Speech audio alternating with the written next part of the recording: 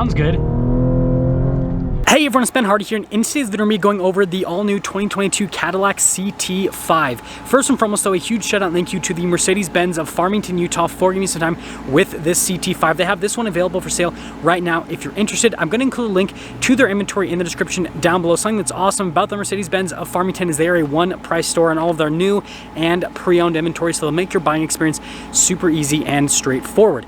On a side note, if you want to save time and money the next time you purchase a car, link to my car buying guide in the description down below as well. Let's get into the video.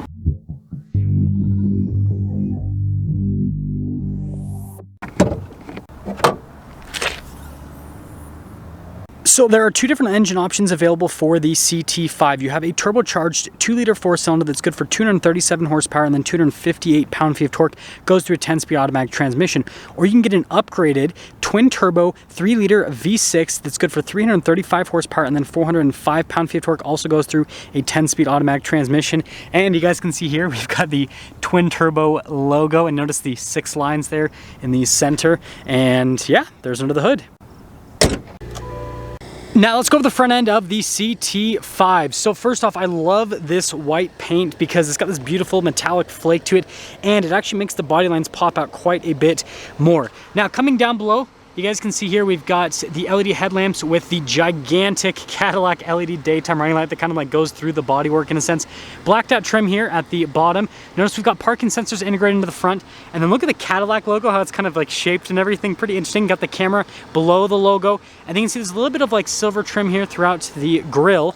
And overall, I think that it's actually a really good looking car from a front end perspective. Now coming on the side here, we've got 245mm tires wrapped around 19-inch wheels in the front and in the rear as well. And then you can see here from a design perspective with the wheels, you got the silver on the top, and then you've got kind of like this darker metallic gray below the silver. It's kind of like a common thing for luxury manufacturers to do nowadays. Notice another parking sensor there on the side. We have another Cadillac logo here. Got the two-tone mirrors with the white in the top, black on the bottom. And then notice the chrome trim around the windows, also on top of the door handles as well. And here's your full side view, which again, I think it actually looks pretty good. Now here's our key fob for the CT5. We have our unlock function, lock function, remote start, and then the opening here for the trunk. We'll just press that twice and it'll pop it all the way open, which is pretty cool. And then you can see the storage space in here. Notice the Cadillac logo there on the floor mats. But yeah, it's a pretty big size sedan, and so it's got decent cargo space. This kind of reminds me of like Toyota Camry size, if you guys are wondering. And then when you're done, you do have to just throw this down yourself, but that's easy enough. And let's go over the rear styling of the car. So again, it kind of has that normal Cadillac boxy look to it. You've got the cool taillights here, which I love how those kind of come down. We have our 550T badge, and we have our CT5, and then our all-wheel drive badge. Parking sensors there on the rear, and then here's the covers over the exhaust tips at the bottom. And well, that's all for the rear. Now here is the door panel. You can see with the trim here at the top. I love it, looks fantastic. And then notice with the door handle. And then, you know, pretty normal with that, but look at the speaker for the Bose sound system, and a regular one down below that. And then we've got more leather trim right here. And then for the seats as well. And notice with the seats how it is perforated all down the center, and we'll actually pop in quickly. Notice we got a storage pocket there. Legroom's solid. So headroom a little bit on the cramped side of things. And then notice with the vents, charging ports down below. You can see we've got our cup holder armrest set up, and let's head to the front. Now before I go over the front door panel, something I want to mention is this does have the electronic door handle release. So you like press a button to release the door handle. It's kind of interesting. But anyways, you guys can see here, again with the wood trim, and then with the door handle, door lock and unlock, blind spot monitoring for the mirrors, leather trim down below. Notice all the windows are automatic. Got your mirror adjustments, they do power fold in, and then you've got the opening for the hatch, and then more speakers for the Bose sound system. Cadillac logo, and then here are the front seats. Notice again another Cadillac logo here, and then perforated all down the center. We've got our power adjustments here on the side, which are kind of hard to see because of the lighting. Sorry about that. Nothing fancy with the pedals. Parking brake, heads-up display control, steering wheel's power adjustable. Let's pop in.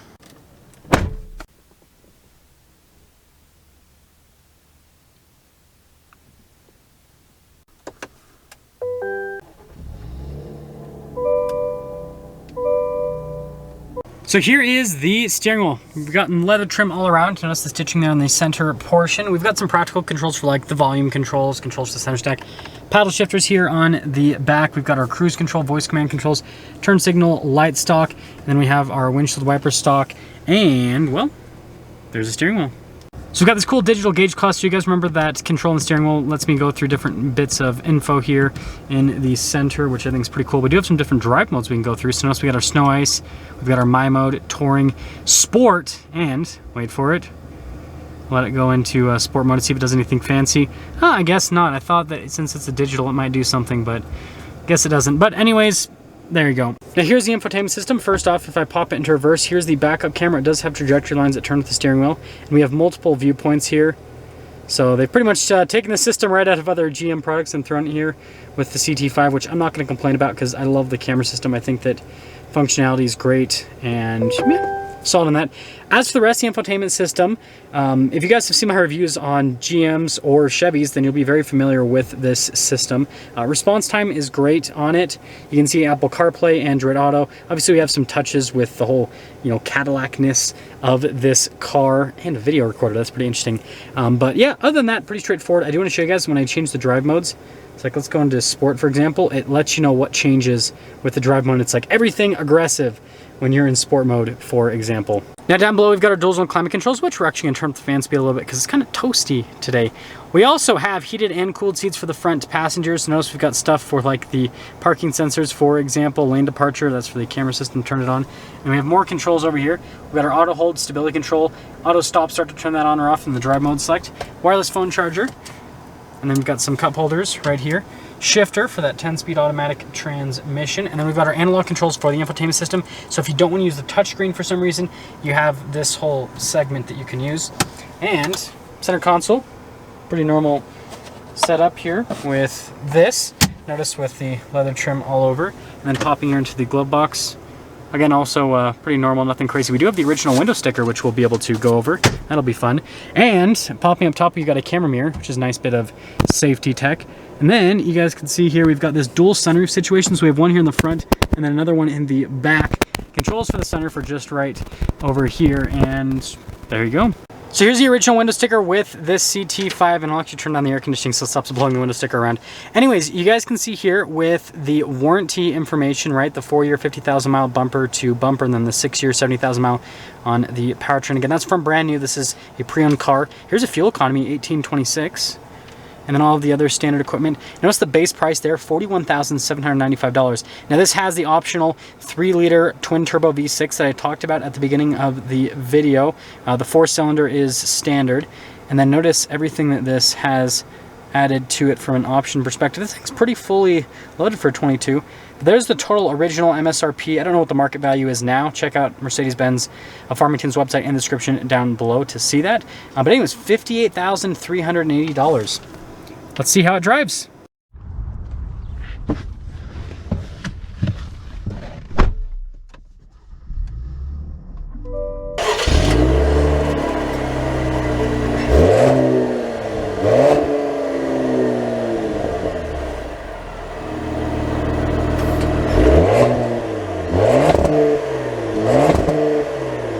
Well, let's talk about visibility before we set off. Here's your visibility over the hood, both of the mirrors. And then throughout the rest of the rear. Also, average fuel economy, 21.3 miles per gallon. Anyways, let's set off. So we're gonna start off in the touring mode, right? Which is gonna be your daily driver comfort mode. And yeah, this is a pretty interesting car. Obviously, this is, GM's attempt at fighting German, sports sedans, right? That's why this has a twin turbo V6 and all-wheel drive and luxury features and all that, and like leather on the dash and everything, right? It's to fight against the Germans. But anyways, ride quality with this car is actually really smooth. It's a lot more comfortable than I expected. That is for sure. It's easy to drive too. I will say it's pretty toasty today. Air conditioned seat seems to work fine, so that's a big plus. Some cars, like they have air conditioned seats and they don't like blow out that much air. The overall feel of this interior, before we get up and move because we're waiting here for this light, is mixed. Like some of the materials feel nice and more on the premium side, but other parts don't. Like the steering wheel feels pretty good, but then you don't have like a leather wrapped airbag cover or anything like that. And then like these controls look nice, but then the ones up above them don't. Paddle shifters are just straight up plastic. And the same thing with the stalks here on the end. Like they have some metallic trim on them, a little bit, but not a lot. So it's kind of, it's mixed, and that's something that I think GM needs to fix if they really want to compete against the German automakers. You know, I'm at the Mercedes dealership, for example, and if you look at, you know, a comparable C, like the new C-Class, right? If you look at how they have everything set up, from the dash materials to, you know, the infotainment system, the gauge cluster, the materials on the steering wheel, the stalks and everything, it's a lot more premium than what you have here with the Cadillac. And so it definitely, again, like I said, it feels like a mixed bag from an interior perspective, but let's kind of see how this drives. Because, you know, maybe it drives just so amazing that it's worth it. You can definitely feel the weight of the car, that's for sure. But I don't have it in the sport mode, so let's pop into the sport mode. Let's be fair. So it says it'll adjust the steering as part of the sport mode. Okay, steering weight's up a little bit better. Still kind of feel the weight of the car, but it's comfortable, which I think is important. I definitely appreciate that. I want to see how quick to shift this transmission is. Let's pop into the manual mode. So many gears. That's what happens when you go for a 10-speed. Yeah, it's pretty quick with the downshifts. I'm going to pop it back into automatic mode. See how the turning is. Yeah, it's just a big car. It's just a big car. Suspension's compliant though. I think the platform overall is pretty solid with this car. Just how they have the overall setup, but let's see what the acceleration's like. Sounds good. It's pretty quick. It's pretty quick with that twin turbo V6. I haven't driven the 4-cylinder, but I've heard a bunch of sources say that 4-cylinder is not quick enough for this, but the V6 is, and I can say I agree with that. Your response time with the transmission when you just put your foot into the pedal seems to be pretty solid as well. I like this powertrain. I think the powertrain's really solid. So yeah, let's sum things up here with this CT5. I think it looks good on the outside. Interior, like I said, is a mixed bag. You have nice materials right next to not so nice materials. I think they need to just bite the bullet and, you know, put more premium materials in this car for everything. Stop using switchgear from less expensive cars. And you know, what they could do to help with the cost is they could develop switchgears for Cadillac, and then they could use that in the higher end packages with GMC and with Chevy. So like in the, you know, Chevy Silverado High Country, for example, you could have like nicer stalks here and then nicer, you know, controls as well, instead of using the same cheap plastic in every single car, right? Aside from that, with the driving, it's smooth, it's comfortable, it's quick for what it is. Does it compare to the German rivals? Well, I mean, it's, for the performance you're getting and the price, it's actually pretty reasonable. But with a lot of the German cars, you just feel like you're getting a more luxurious car, and Cadillac doesn't have the brand recognition that it used to in the past, right? It used to be like the luxury car to get, whereas now it's kind of like America's like fallen luxury car brand. They are coming up for sure. Like the new Escalade is definitely a big come up for Cadillac, so definitely making strides, and I'm sure that they're going to do more to this car to, you know, kind of bring it into the modern era. But like I said earlier in the review, I think that if they just updated some elements within the interior, then it would really compete with the German cars on every single front, because it's there from a performance standpoint. I think it looks great.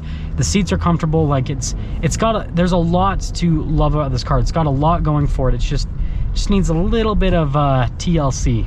Now that's going to sum things up for our video on this CT5. Again, a huge shout out and thank you to the Mercedes-Benz of Farmington for giving me some time with the CT5. Check out the inventory in the description down below. I'll see all of you in the next video.